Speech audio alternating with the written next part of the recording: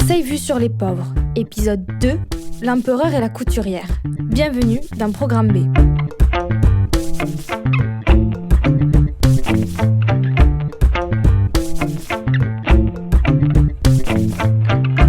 L'empereur, c'est le nom qu'on donne à la maison empereur, vieille quincaillerie de Marseille.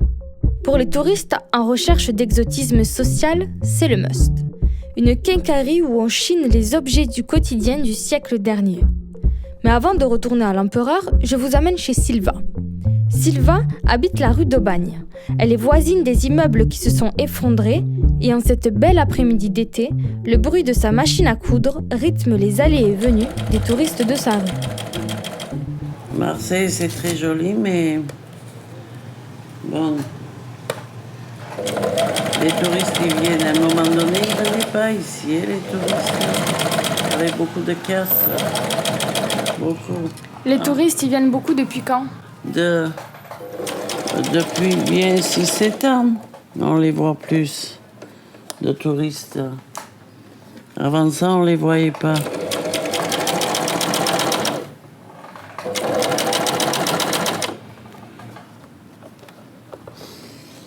Eh oui, derrière Sylva, je fais des retouches et du stoppage. Je reprends le tissage des tissus qui sont abîmés. Et vous êtes marseillaise à la base ? Non, d'origine arménienne. Ça fait 53 ans que j'habite à Marseille. Le quartier Noailles, il faut que ça soit comme avant, qu'on puisse aller, nous-mêmes. Parce que c'est vrai que bon, on n'ose pas trop aller. À Noailles ? À Noailles. Pourquoi ? Il faut que ça soit mieux, je vous le dis. Noailles, il faut que ça soit mieux. Oui, plus surveillé. Parce que on ne peut pas prendre de sac pour aller à Noailles. Oui, on a toujours peur de se faire voler ou le téléphone ou le porte-monnaie, parce que mon mari, 2 fois, il s'est fait voler le porte-monnaie. C'était comment Noailles à l'époque, quand vous êtes arrivé ? À l'époque, magnifique, vraiment magnifique. Le bon poisson, on pouvait aller acheter tout ce qu'on voulait. Et bon, on se régalait. Tous aller dans ce marché. Et maintenant, bon, on vous dit franchement, on n'ose pas trop aller. Des tonnes de gravats. Voilà en quelques secondes ce que sont devenus les immeubles des numéros 63 et 65 rue d'Aubagne. Le 63, en arrêté de péril, a entraîné dans sa chute le 65, où vivaient 12 personnes. À quelques mètres de là, le choc initial laisse la place à la colère. Ils laissent mourir nos quartiers exprès, tout s'écroule. Il y a ma copine qui est sous les décombres. Tout ça, c'est parce qu'ils laissent mourir la ville exprès. Je me rappelle, j'étais sur l'autoroute. J'étais partie en Arménie. On me téléphone, on me dit « Tu peux plus rentrer dans la rue.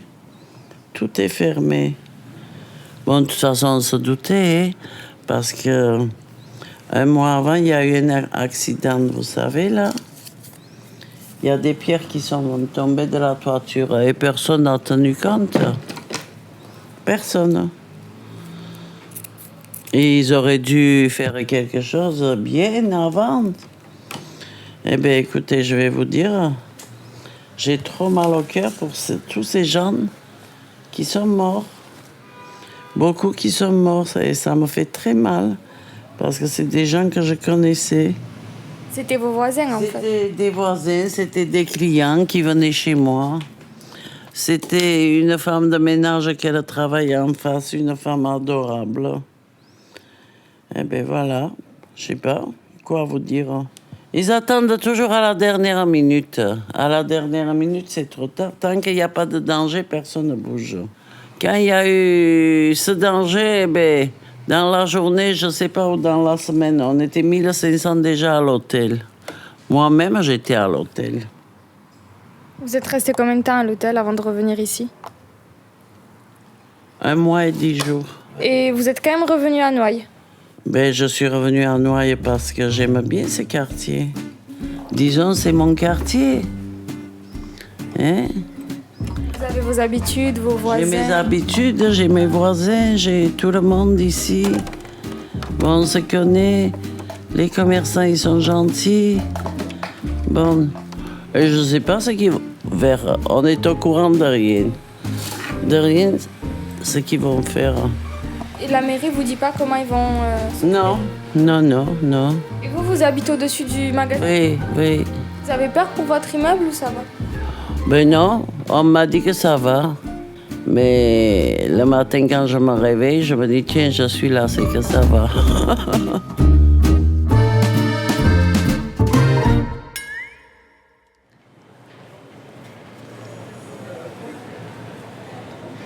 Devant la maison Empereur, il y a un écriteau pour décrire un peu l'histoire de la quincaillerie.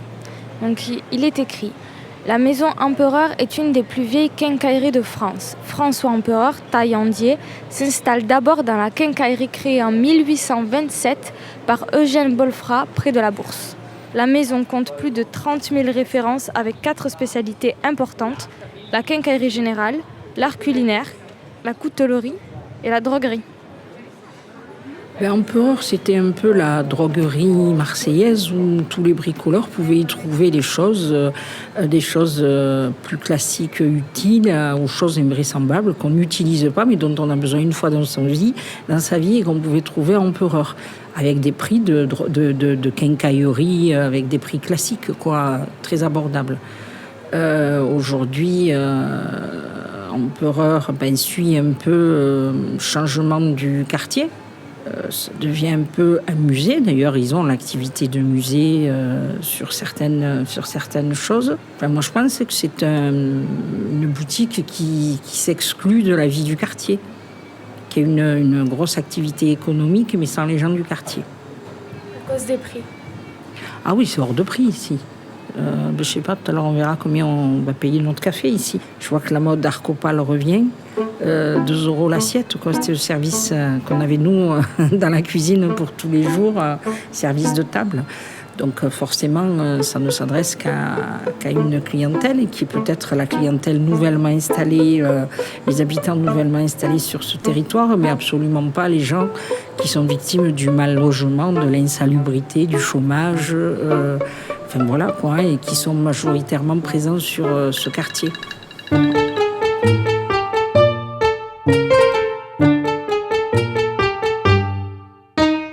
La première fois que je suis passée devant l'Empereur, c'est la vieille devanture qui m'a attirée. J'ai senti un à un les savons de Marseille, ceux aux fleurs et ceux à la découpe. Les verts à l'huile d'olive, les vrais de vrais. Je cherchais du savon au lait d'ânesse parce qu'on m'a dit que c'était bien. Les prix affichés étaient fous et il y avait rupture de stock.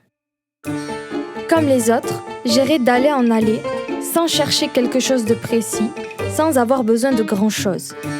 J'irais comme on erre dans un musée. Un musée avec 200 ans d'histoire.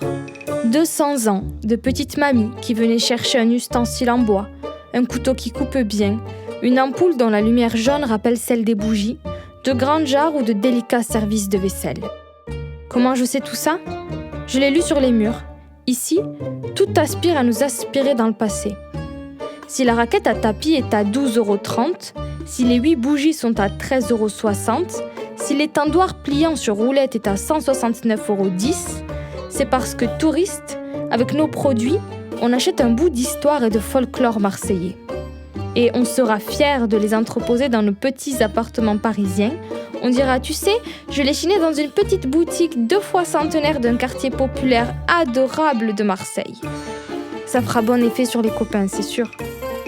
Sauf que pour les gens d'ici, c'est hors de prix. Au PMU d'en face, on me dit qu'il n'y a que les Marseillais des quartiers riches, ces touristes de l'intérieur, et puis les vrais touristes qui sont prêts à payer le prix. Le prix, c'est celui de la nostalgie, par amour des petites choses qui meublaient les maisons des classes populaires. Un collègue journaliste et marseillais m'a dit « Tu sais, augmenter les prix et changer de positionnement pour eux, c'était la seule manière de survivre alors que toutes les quincailleries populaires étaient en train de fermer. »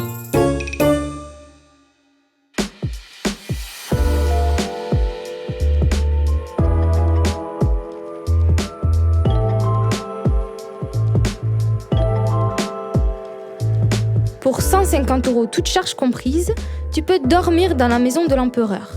Un moment hors du temps, dans l'arrière-boutique, ils disent. La chambre peinte en noir et pleine de choses qui imitent la chambre d'un prolo d'un autre temps. Cet appartement est une invitation à entrer dans l'intimité de cette génération de quincailliers, ils disent. Les doigts encore gras d'avoir tripoté tant de savon, je monte à l'étage, tout en haut, où est niché un salon de thé. Je prends un thé froid, je m'installe sur l'une des tables, je suis seule. Tout est en bois, ou presque. Le marketing, ça marche.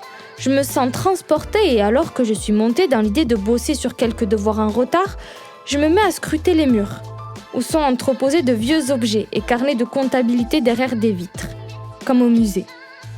Alors, à ce moment-là, quand enivrée par l'ambiance, je passe ma tête par la fenêtre du salon de thé et j'observe en face de moi les appartements décrépits, la vaisselle qui s'amoncelle dans des cuisines sur lesquelles j'ai une vue directe, le linge au balcon. Quelle différence entre moi et les touristes qui viennent en excursion sociale à Noailles.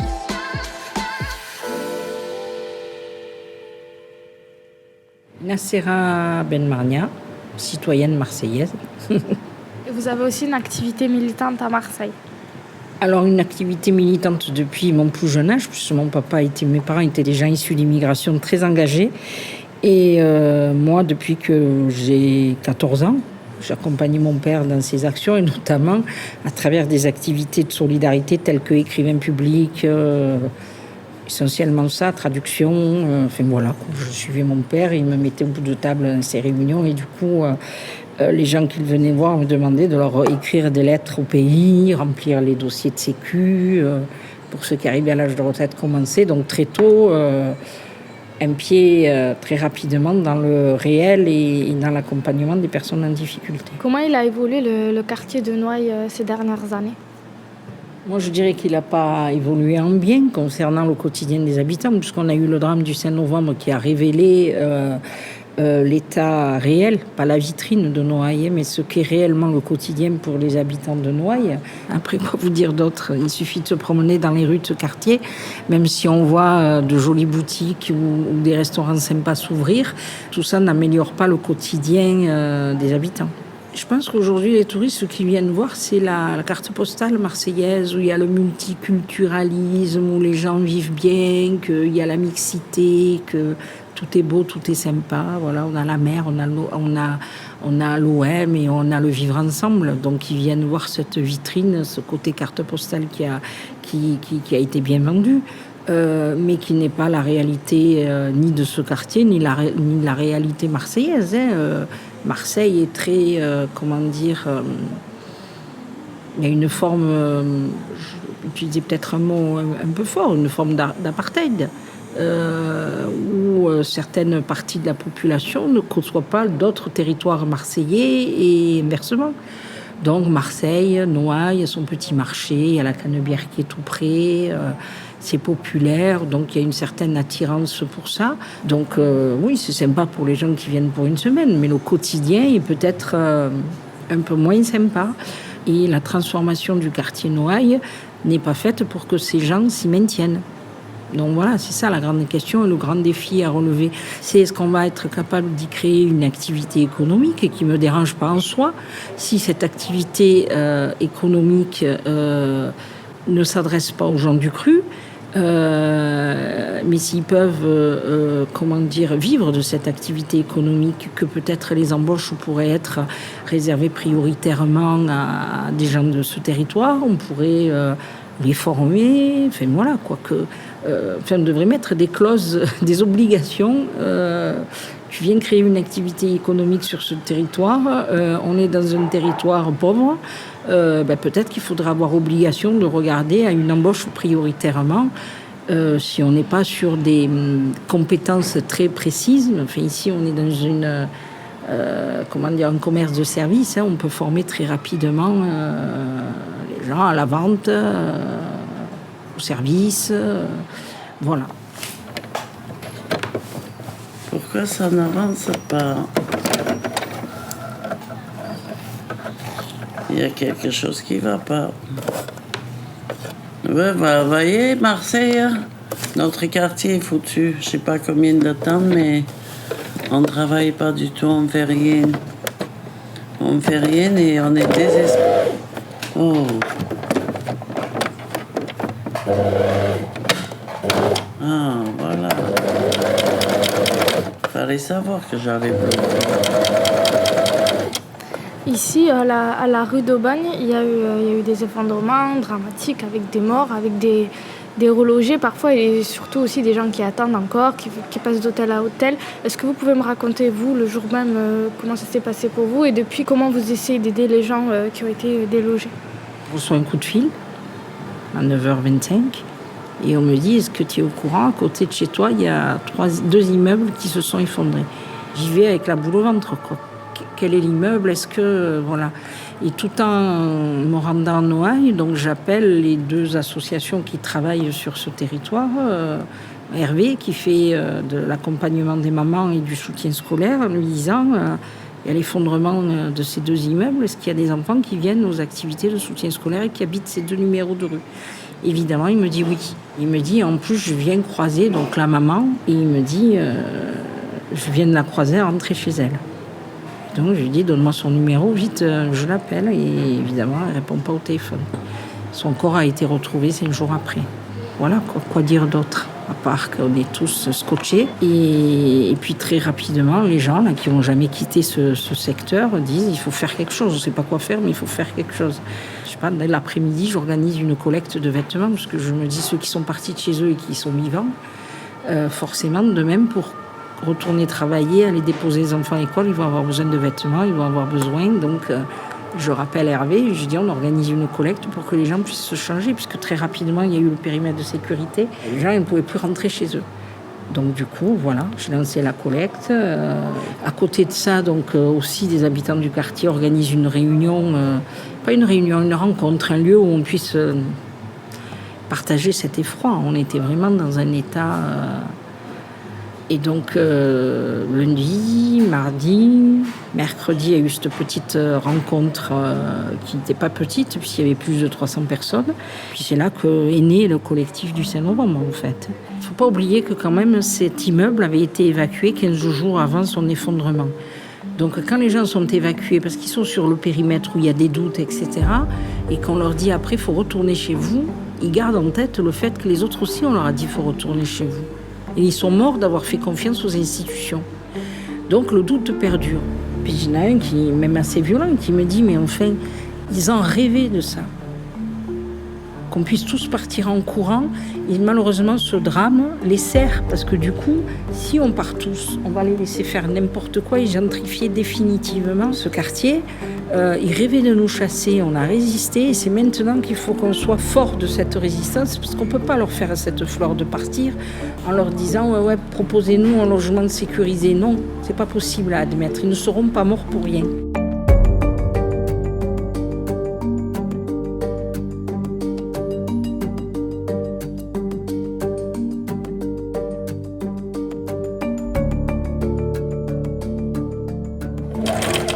J'aime bien Marseille. J'aime bien. Ouais. Oui, c'est joli. Il y a toutes les races ici. Vous jetez jamais vos machines à coudre? Non. Vous en avez combien là dans la boutique? 1, 2, 3, 4, 5, 6, 7, 8. Il n'y en a que 2 qui marchent. Le reste... C'est pour la décoration? Mais non, il faut que je donne à réparer. Si ça ne marche pas, on prend au moins j'ai l'autre. Bon, comme on a des difficultés financières, on attend. Bon, on ne sait pas d'où ils viennent, vous savez, ces petits voleurs-là. Bon, ça fait un peu mal au cœur, surtout quand ils volent aux touristes. Ça nous fait mal. Parce que dans une ville, il faut des touristes aussi. Il faut, s'il n'y a pas de touristes, c'est pas bon. Pour le commerce? Pour le commerce, pour tout. Bon, le commerce, je vais vous dire, moi, je travaille pas beaucoup avec les touristes, mais c'est agréable. Au Vieux-Port, vous voyez le petit train qui amène les touristes, Notre-Dame de la Garde, et puis les bateaux pleins des gens qui vont au Château d'If. Il faut. Où il n'y a pas de touristes, cette ville est morte. Il y a beaucoup de gens là les maisons ça a été démolies, ils ont été en dehors de Marseille. On pleure quelques mois, après on s'habitue. On s'habitue à tout dans la vie. Même à quitter Noailles. Même à quitter Noailles, moi je vous dis franchement, j'adore. Par moments, je me dis, oh là là, j'ai mes voisins et tout et tout. Après tout, je me dis, et quand ça klaxonne comme ça la nuit, je deviens folle, je me dis, je vois que j'aimerais un endroit calme. C'est vrai, oui. Quitter Noailles, moi, ça ne me gêne pas, hein. Bon, je suis à Noailles parce que j'ai mon travail. Vous ne trouvez pas que c'est un peu étouffant? Étouffant, les immeubles, un sur l'autre. C'est étouffant. Il n'y a pas assez d'air. Les gens, ils vont dans des quartiers que c'est aéré. Et il y a la verdure. Il n'y a pas de verdure à Marseille. Il n'y a rien. J'attends ma retraite. Dans un an, je m'en vais. Vous avez quel âge, ça? 65. 65, donc à 66? 66, je pars. Ben, je vous dis franchement, moi aussi, je languis de partir. Hein? Oui, je languis de partir. Pourtant, dans ce quartier, je reviens ou je reviens pas, je ne sais pas. Ouais. On verra l'année prochaine. On verra. C'est le temps qui nous dira. Bon, allez, je vous laisse tranquille. Merci beaucoup. Fini? Ça y est. Et où c'est que je vais passer, ça? Sur Binge Audio. Ah oui, je sais pas. Binge Audio.